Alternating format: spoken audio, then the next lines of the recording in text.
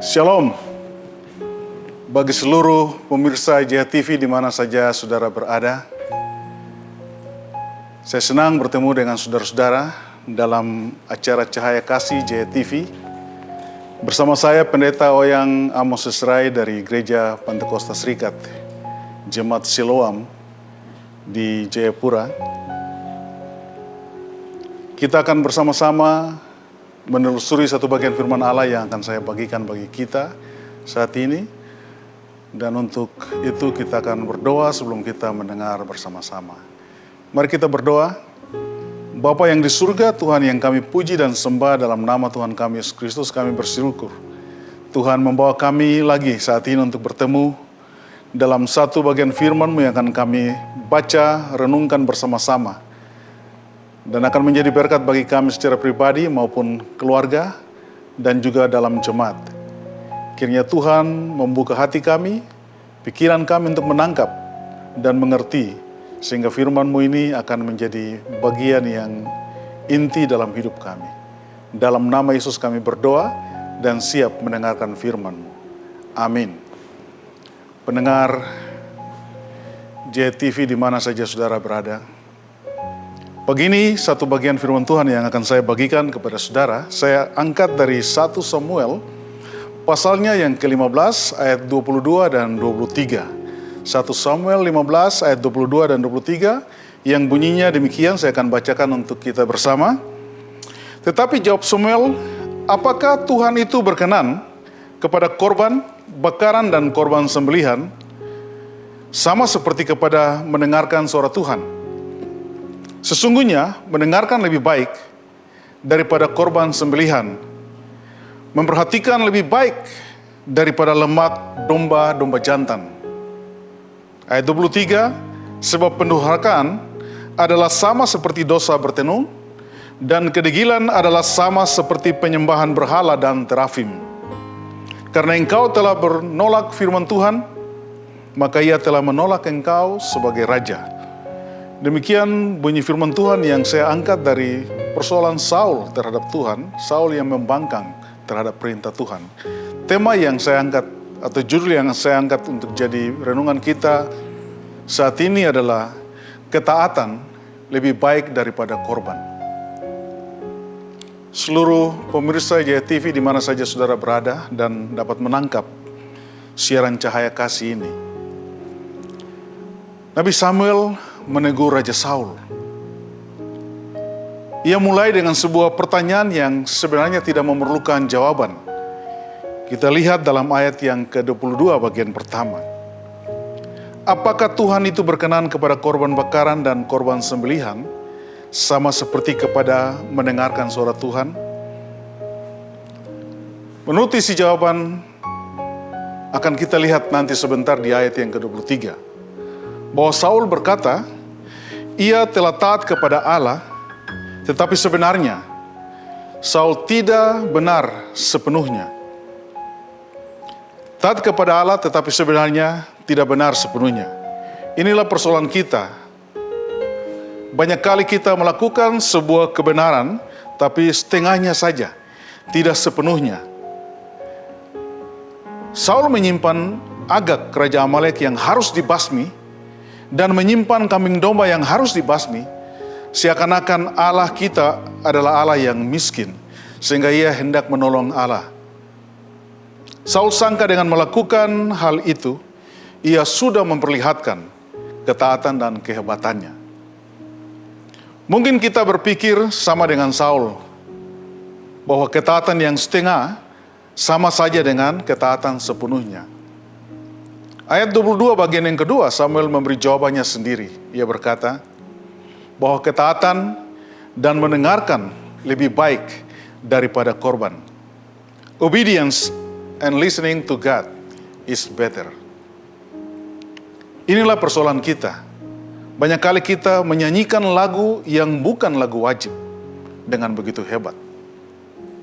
Roma 6 ayat 15 sampai dengan ayat yang ke-19. Paulus berbicara bahwa apakah kita mau menyia-nyiakan kasih karunia Allah? Beban kita Yesus taruh di pundaknya dengan setia. pundak ketaatan, karena ia berkata, kuk yang kupasang adalah ringan. Dalam Matius 11 ayat 28 sampai 30. Kita tahu bahwa ketika kita mentaati Tuhan, kita akan memperoleh jaminan daripadanya. Yohanes menuliskan itu dalam 1 Yohanes 2 ayat 3 sampai dengan 5. Ketaatan haruslah menjadi kegemaran kita. Kita harus memberi ruang dalam hidup kita untuk ketaatan kepada Tuhan Yesus Kristus, supaya ketaatan kita itu bertumbuh. Seluruh pemirsa Jaya TV di mana saja saudara berada, apa alasan Nabi Samuel menegur Raja Saul? Mengapa Samuel berkata kepada Saul bahwa ketaatan penuh lebih baik daripada korban? Ayat 23 menjawab bahwa melakukan ketaatan separuh sama dengan sama sekali tidak melakukan ketaatan. Karena ada 3 sumber dosa yang terdapat dalam ketidaktaatan dalam bacaan kita pagi ini. Yang pertama, itu adalah sebuah pemberontakan. Yang kedua adalah kedegilan atau berkeras kepala. Dan yang ketiga adalah menolak firman Allah. Ketidaktaatan adalah pemberontakan terhadap Allah sebagai sumber hikmat dalam hidup kita. Kata taat, kata yang tidak dapat diputarbalikkan. Karena kalau kita baca dari sebelah kanan ke kiri dan dari kiri ke kanan, sama, taat. Hal yang pertama yang menjadi pelanggaran Saul, yaitu pemberontakan atau kedurhakaan, adalah sama dengan dosa bertenung di ayat yang 23 bagian pertama. Bertenung sama dengan mencari hubungan dengan orang mati atau ramalan bintang seperti zaman ini. Bertenung ini adalah kekejian bagi Tuhan. Tertulis dalam Ulangan 18 ayat 10 sampai 12, dan Tuhan melarang hal itu. Jadi Saul dengan ketaatannya yang separuh saja itu menjadi kedurhakaan bagi Allah sebagai sumber hikmat yang benar. Dengan kata lain, Saul berkata dalam hatinya, saya lebih tahu daripada Allah. Ia mendapatkan hikmat, tapi hikmat di luar Tuhan. Dan akhirnya kita tahu bahwa dalam 1 Samuel pasal 28 ayat 3 sampai 25 di sana tercatat bahwa Samuel pergi ke perempuan yang memanggil arwah untuk meminta petunjuk ketika berhadapan dengan orang Filistin. Ini harus menjadi peringatan bagi kita, karena dari bentuk ketidaktaatan separuh akhirnya menjadi ketidaktaatan total. Hal yang kedua, pemirsa Jaya TV di mana saja saudara berada, keras kepala atau kedegilan terhadap Allah adalah sama dengan penyembahan berhala. Ayat 23 bagian kedua. Banyak kali kita tahu apa yang dikatakan firman Allah, tapi kita melakukan menurut kehendak kita sendiri.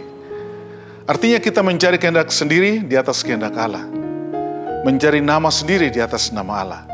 Menggantikan kesenangan pada sesuatu yang sia-sia di atas menyenangkan hati Allah. Memuaskan diri sendiri lebih daripada menyenangkan hati Tuhan. Itulah sebabnya Allah tidak mau kita tidak taat kepadanya. Karena ketidaktaatan sama dengan menyerang kemuliaan Allah. Dan inilah sifat dosa yang dilakukan oleh Saul. Sifat dosa yang tidak mengindahkan kehendak dan perintah Tuhan. Padahal Yesus sendiri setia dan taat bahkan sampai mati di kayu salib untuk dosa-dosa kita. Minggu depan kita akan memperingati hari-hari di mana Yesus melewati kesengsaraannya dengan taat untuk keselamatan kita umat manusia. Dan hal yang ketiga, pemirsa Jaya TV, ketidaktaatan adalah sama dengan menolak firman Allah. Ayat yang ke-23 bagian yang ke-3. Saul dengan sengaja mengizinkan umat Israel, rakyatnya itu, untuk mengambil kambing domba dan lembu yang seharusnya mereka binasakan, karena ia mau mempersembahkan kepada Tuhan. Ia mencoba memperlihatkan betapa inginnya ia menyembah dan memuliakan Allah dengan korban-korban itu. Akan tetapi, Samuel memperlihatkan kepadanya bahwa ia tidak bisa menyatakan bahwa ia memuji dan menyembah Allah, sementara pada waktu yang sama menolak firman Allah. Dan karena ia menolak firman Allah dan tidak mentaatinya, maka ia pun ditolak sebagai abdi Allah. Kesempatan untuk melayani Tuhan hilang karena ketidaktaatan. Pemirsa JTV di mana saja saudara berada yang Tuhan Yesus kasihi, bagaimana dengan kita? Apakah kita akan ada kecenderungan dalam hati kita seperti Saul, yang menutup mata, telinga, dan mulut tanpa pengertian atas ketidaktaatan kita? Apakah kita mau mencari alasan tanpa dasar untuk membenarkan ketidaktaatan kita, tanpa tahu bahwa itu adalah sebuah pemberontakan terhadap Allah? Apakah kita membiasakan diri untuk memberi informasi setengah benar dan merasa itu sudah cukup? Tanpa sadar, kita menempatkan kedegilan, kekerasan hati kita terhadap kehendak Allah. Mari kita mau taat sepenuhnya, janganlah setengah. Karena itu akan membuat kita menjadi pemberontak, menjadikan kita keras kepala dan menolak firman Allah. Jangan kita membuat ketidaktaatan menjadi hal yang normal, sehingga kita gagal melihat bahwa hal itu adalah sebuah pemberontakan terhadap Allah, penolakan terhadap kasih-Nya, dan kita semakin hidup dengan sifat keinginan dosa. Pemirsa JTV yang Tuhan Yesus kasihi, kita harus ingat bahwa kita tidak bisa menyembah dan mengasihi Tuhan tanpa mentaati firman-Nya. Kau tidak bisa bilang kau sayang saya tapi tidak dengar saya. Itu tidak benar. Ada banyak orang yang meninggalkan ibadah-ibadah. Mereka hanya mengirim uang mereka saja. Tuhan bukan menyelamatkan uang mereka. Tuhan mau menyelamatkan hidup mereka. Apapun yang kita buat, sekalipun hidup kita persembahkan jadi korban, tapi dalam waktu yang sama kita tidak taat berfirman Tuhan, perbuatan kita sia-sia. Firman Allah harus menjadi sumber hikmat dan pengetahuan kita. Jika kita mau melayani dan menyembah Tuhan, itulah yang dimaksud oleh Rasul Paulus ketika menulis surat kepada anaknya Timotius dalam 2 Timotius 3 ayat 16-17. Pertanyaan bagi kita, mengapa orang tidak mau taat? Mengapa orang tidak mau taat? Karena mereka tidak bisa melakukan perintah dari orang yang dianggapnya orang asing. Demikian juga dengan Tuhan, kalau tidak kita kenal, sulit untuk kita melakukan perintah-Nya. Akan tetapi kita perlu ingat kata-kata Yesus, "Akulah pokok anggur dan kamulah ranting-rantingnya. Barang siapa tinggal di dalam aku,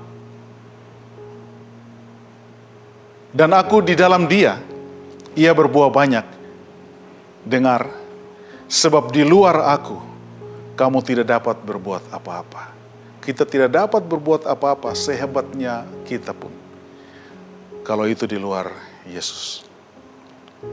Kita tidak akan pernah taat tanpa sebuah persekutuan yang dalam dengan Tuhan Yesus Kristus, yang memberi kekuatan dan kemampuan kepada kita untuk mentaatinya.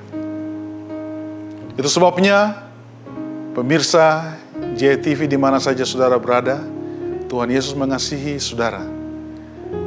Akhir dari renungan kita saat ini, saya ambil satu bagian firman Tuhan yang ditulis oleh Rasul Paulus dalam Filipi pasal 2 ayat 12 dan 13. Bunyinya begini, "Hai saudara-saudaraku yang kekasih, kamu senantiasa taat, karena itu tetap kerjakan keselamatanmu dengan takut dan gentar. Bukan saja seperti waktu aku masih hadir, tetapi terlebih pula sekarang waktu aku tidak hadir. Karena Allah lah yang mengerjakan di dalam kamu, baik kemauan maupun pekerjaan menurut kerelaannya." Kiranya Tuhan Yesus yang mempunyai firman ini memberkati kita sekalian. Amin. Mari kita berdoa. Bapa, kami kembali ke hadapan hadirat-Mu saat ini. Kami bersyukur mendapat kesempatan mendengar firman-Mu. Karena ketika kami mendengar firman-Mu, kami sedang mendengar rencana-Mu bagi hidup kami. Ada banyak orang yang tidak mempunyai kesempatan seperti ini, Tuhan, karena mereka memilih untuk mengerjakan hal-hal yang lain, sehingga mereka tidak tahu apa rencana-Mu dalam hidup mereka, dan hidup mereka menjadi sia-sia. Tapi kami bersyukur, saat ini kami duduk di bawah kaki-Mu, mendengar firman-Mu yang menghiburkan kami, yang menguatkan kami, yang melindungi kami. Terima kasih Bapa. Sekali lagi kami bersyukur mendapat kesempatan mendengar firman-Mu saat ini. Dalam nama Yesus, nama di atas segala nama, Tuhan dan penebus kami yang hidup, kami berdoa dan bersyukur kepada Bapa di surga. Amin. Shalom.